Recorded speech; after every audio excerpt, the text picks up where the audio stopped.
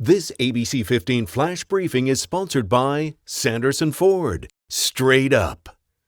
I'm Katie Rammel with your top stories from ABC15 Arizona. Tonight, a community in mourning and police searching for answers after 13-year-old Dylan Buensuceso was killed in a hit and run. This happened in Goodyear near Estrella Parkway and Elliott Road.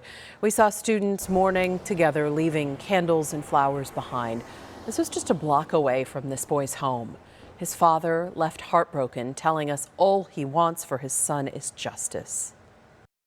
I love you so much. I'm so sad that you had to go. And the only thing I can do is, just plead to the guy just to turn himself in and start the process of grieving. Estrella Mountain Elementary School now providing counseling for students and staff. Tracking a developing story tonight, police investigating after a man was found dead inside a car at Circle K near Gilbert and McKellips. Not a lot of information beyond that the victim was shot. When it comes to the Crooks fire, the battle has already cost more than $9 million. Along with nearly 800 firefighters, there are air assets, including at least 13 helicopters. ABC 15 taking a look inside the aircraft that are helping to protect homes and structures. These are two of the large air tankers being used on the Crooks fire. However, they have been grounded much of the day because of heavy smoke, leaving little visibility to fly safely. These aircrafts are former commercial planes and carry fire retardant that's dropped in key areas to stop the growth or prevent a start of a fire. We spoke with one of those crews about how they know flying above is a valuable asset. But the structure protection is definitely the most rewarding because obviously you're helping directly.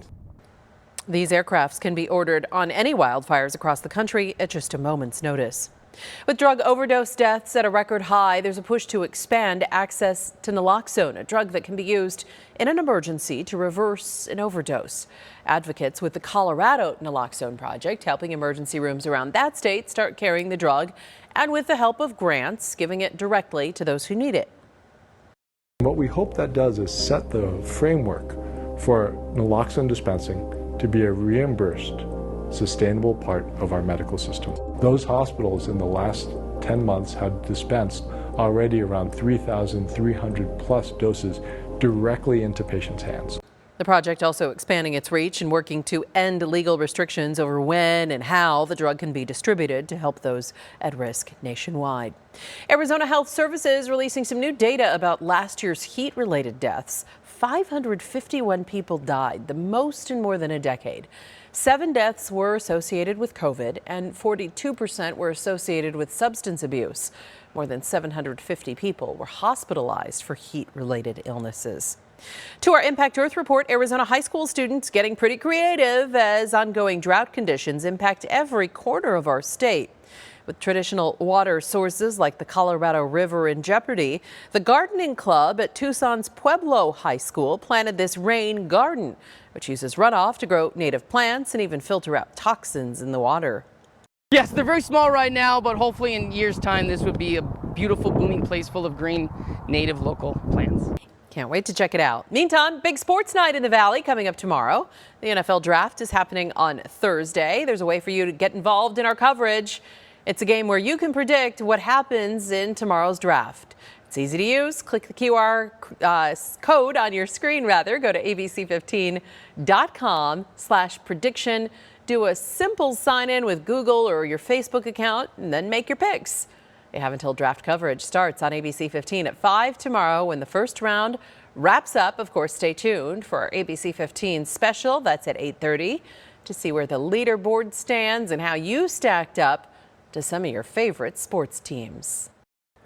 I'm Chief Meteorologist Amber Sellins tracking your forecast and increasing fire danger across our state tomorrow. Red flag warnings posted from Mojave County down along the I-40 corridor east and along the Mogollon Rim from 11 a.m. until 7 p.m. In many of these spots, we may see wind gusts tomorrow at 45 miles per hour and gusts near 30 miles per hour here in the valley as things get really breezy for us too.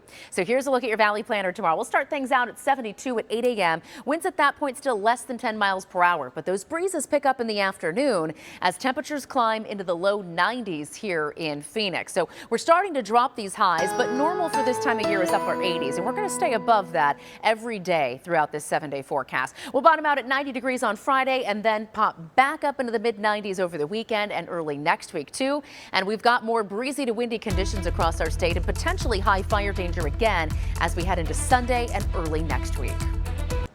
For the latest headlines, weather, and traffic, head to ABC15.com or download our free ABC15 mobile app. This ABC15 Flash Briefing is sponsored by Sanderson Ford. Straight up.